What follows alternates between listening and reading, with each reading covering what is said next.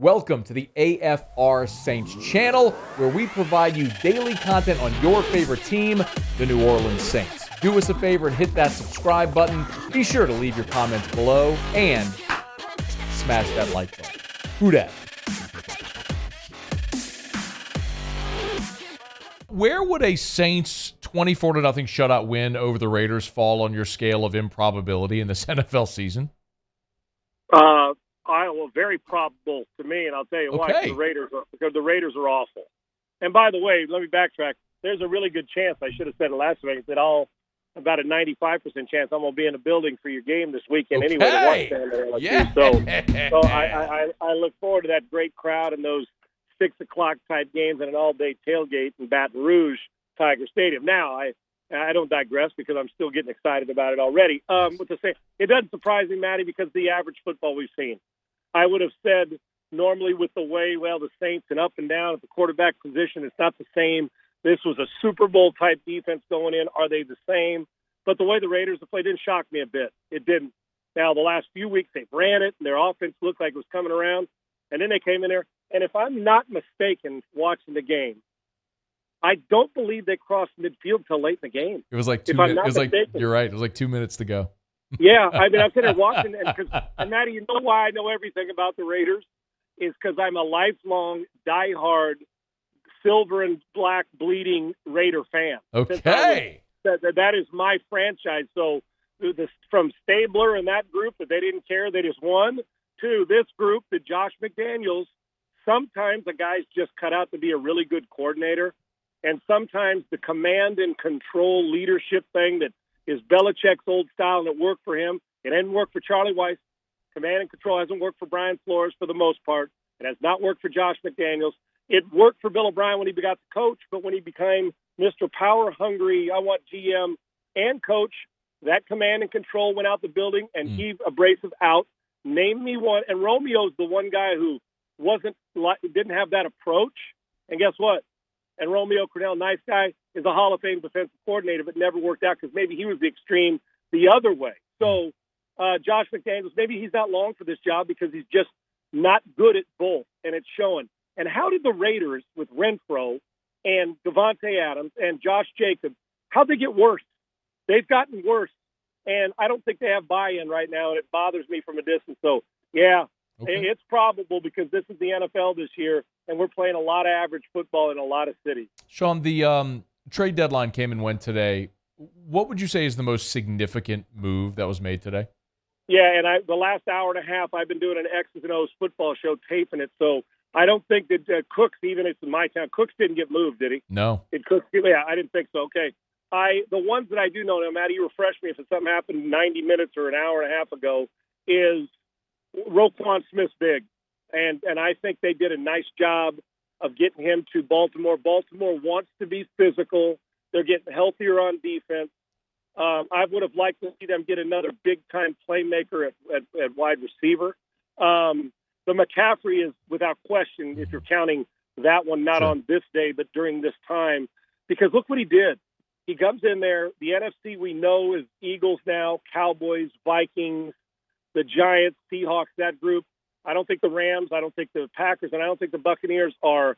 One of them may make the playoffs, but right now they're zero threat to scare anybody in January because the optics look different. It's not the same as, they're going to fix it on any of those three teams. But the McCaffrey deal, to get him there and implement him right away, and for Kyle Shanahan, there's no excuses anymore. They got a veteran quarterback who's been to a Super Bowl. And when they get healthy, which they're getting closer, they've got Debo, they've got Kittle, they've got Ayuk, they've got McCaffrey. This is the best offense he's had since he's been in San Francisco. And again, they're 1-30 when they're 3 points, 1-30 when they are 3 points or more behind in the fourth quarter. That's Kyle Shanahan in San Francisco. So they got to be out in front, and they got another weapon. And now when you put he and Debo together in the backfield or split them out, it's going to be really tough game planning for them because between the two of them, you're going to get 35 targets or touches. And McCaffrey's influence in the pass game and in the run game is going to take pressure off Debo. On the surface, and I know I'm missing some, that to me seems like a really, really good get because they needed it, and it's a team that's on the cusp I think it's going to help them win the division. Yeah, Roquan Smith was a big one as well. So Bradley Chubb went to Miami. Yeah, that's another one that I thought was going to move, Matty. I didn't mean to interrupt you. No. That's a team that's going all in. They're moving the ball when Tua's on the field. Mike McDaniel gets it. Chubb was obviously a guy who's a first-round pick and who's got pass rush skills, an edge rusher, a guy who can disrupt. I think that's a good get. You may be able to maximize that. That's maybe even an underrated one if people aren't talking about it enough. Are you? I don't want to. Well, let me not ask a leading question. What about a team like Green Bay? The Bears, for example, they make a move to bring in Chase Claypool. They get Justin Fields a weapon. Green Bay is a team that everyone understands their window is closing, Sean. I mean, and they stand pat. So what's your reaction when you see that today? That the anger and or frustration of Rodgers is just going to grow. I don't see in the past, you know what their thought process to me has been, Matty? I think it's pretty obvious. It's like Aaron's the Mikey and the Life cereal commercial. Remember, let's get Aaron. He'll do it. He'll fix anything, right? They're not capable of doing it now. They're not. They don't. They've got a bunch of young kids that he's babysitting. And then you get the Randall Cobbs, who's a little older and still a solid player. But every time they lose a weapon, they don't replace it offensively. They just don't. They expect it. And now we're at the stage when people have caught Vikings are better. Chicago's getting better. Detroit can score. They just can't close any game out. So we're now at the point of a guy's in his mid-30s, he's a great player, that is looking around saying, instead of getting more patient, he gets older, he's getting less patient. And when I watch him, every now and then I used to see him when things were going, he'd smirk about it. There was that swagger. I don't see it. I see him on the sideline thinking, I don't know how I'm going to fix it. I've always looked at him and said, he's like the guy, that bird, the canary that swallowed the cat that swallowed the canary. Cat, swallowed canary, exactly. The cat that has a canary, right, that's smirking around and like, I didn't want to mix my metaphors. It's got like, I know something you guys don't know, right? He's always had that. I don't see it. I've watched every single game they played, and this smirk has gone to, I may not be able to overcome. I don't think they're going to make the playoffs. I don't think they're the optics. Normally 2 games we could say, okay, like after the first loss this year and last year, they fixed it, but they're not good enough to. The quarterback's getting knocked around, doesn't have time to throw. He is not as confident throwing the ball, and that's saying something for a guy who's got swagger galore. And the constant, they got to do this. This player's not doing this. Let's put guys into our plan. I don't know where their answer is, but I don't think it's on the roster. And I don't know how you get after the trade deadline and don't get him another weapon. I don't know how you get so much better that you can close this thing out. I mean, they're 3 wins. They're already chasing a wild card spot, like 2 to 3 wins behind. Rodgers is a great player. It's not a great team. The frustration will mount. I don't see them as a playoff team. I don't think they're good enough, and I don't think he's confident enough in this team to overcome it. Sean Salisbury on Twitter @Sean Unfiltered. Convo brought to you by Hudco Roofing, HudcoRoofing.com. Do business with someone you know, Hudco Roofing, HudcoRoofing.com. I want to ask you one more about the Saints looking forward. And I know we've talked about it a bunch. Is it Jameis? Is it Dalton? But then there's also this question, Sean, about, whenever this offseason comes, do they go fish in that free agent pool, whatever that looks like, or do they try their hand in the draft without a first-round pick? What do you do if you're New Orleans that is going to get this team back competing again? I'm going to be sometimes I hate to say this, but I think it's reality. When you saw the decision last week to go to Andy Dalton, they're not going to tell you this, but, being in the business and watching how sometimes coaches handle locker rooms, and we discussed this last week about you will get an idea who they trust more in a game that they needed to win. We'll get an idea what it says about, we know where Dalton is, what his future is, as not a franchise guy, but as a guy who will stay in the league as long as he wants to, as a backup and spot starter.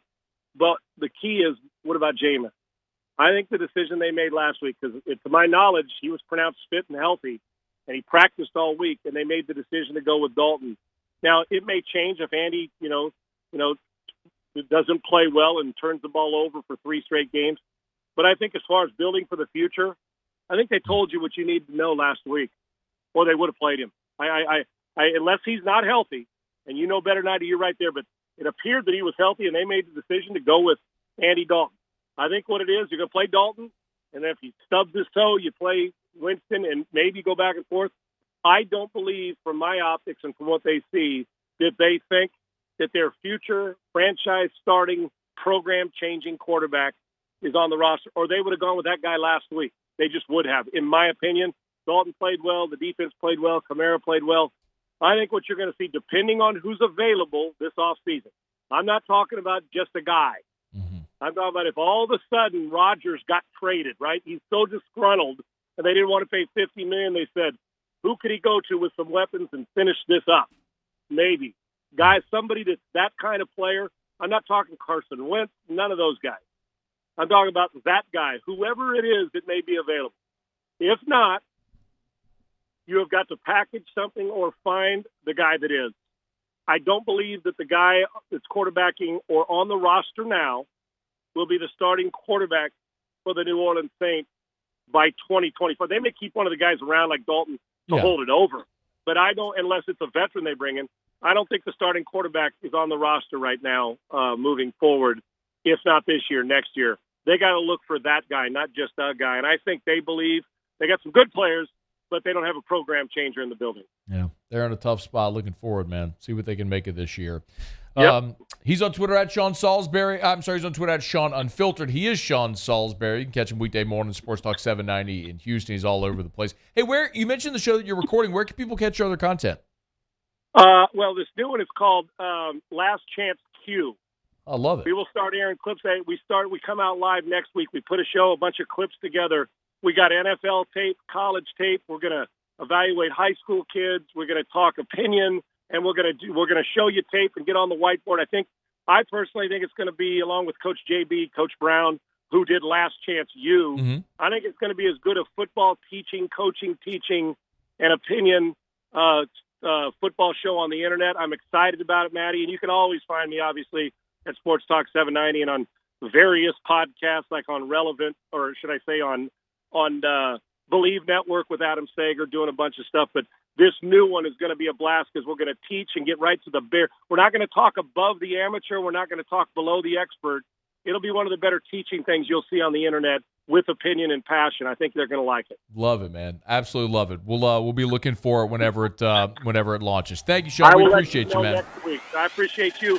Hey, thanks so much for watching. Please leave your comments. I love to interact, and be sure to hit the red subscribe button below.